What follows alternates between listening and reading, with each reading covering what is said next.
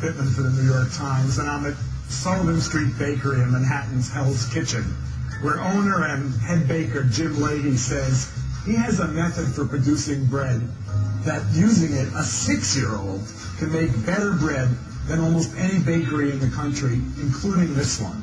So I'm here to find out what this is all about, and that's what I'm going to do right now.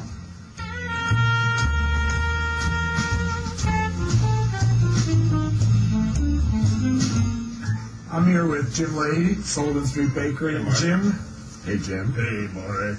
Jim has a technique that he says any 6-year-old can do, which may mean that I can't, but right, to produce great bread, and it's the traditional water, flour, yeast, salt. Water, flour, yeast, salt. No tricks. No tricks. Just take 3 cups of flour. And we're using regular all-purpose flour here.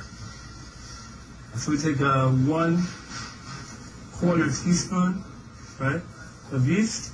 And you're using instant yeast. Yeah. And then I take a teaspoon and another 1/4 of salt. Mix it all together, a couple seconds, just make sure that all the ingredients are mixed together.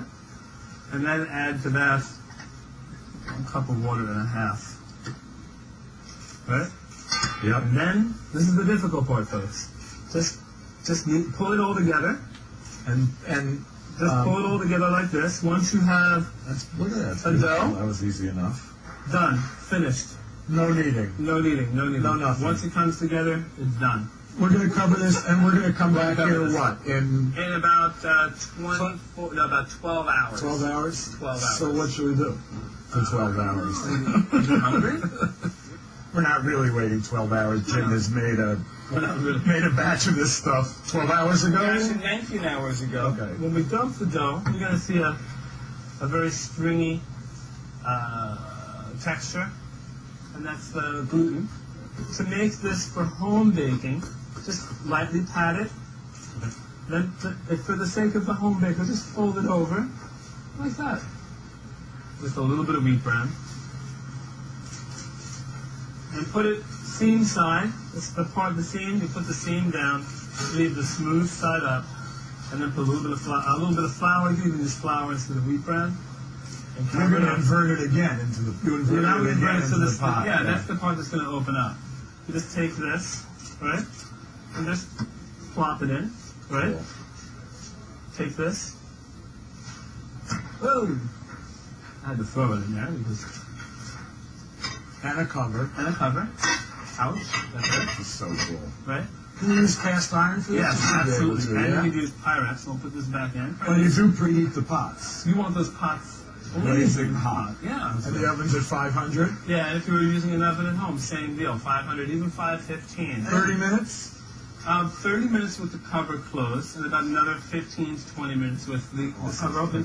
I want to see some color on the top. You have to remember, too, because you're creating an enclosed space, it's 212 degrees. Yeah, you need 70% humidity for at least 2/3 of the total baking time in order to allow the steam that's inside the bread to migrate outwards. 20 minutes have gone by, put the lid off, at 500 degrees, and then this is what we get. Be very careful. You like that? You like the way it looks? Yeah, it looks pretty good. You want to see a good degree of caramelization of the crust. You want to see a nice caramel color, nice dark, almost chestnut underneath that wheat bran. And normally I'd let this rest until it cooled down and formed a crust. Right, okay. But for the sake of argument, beautiful crumb structure, and the color of the crust is yellow because of the pigmentation in the flour. You retain that by using this slower technique. In terms of simplicity, it's unbelievable. Nice work. Thank you. Thanks for having me. Thank you. I will follow this recipe for years. Absolutely.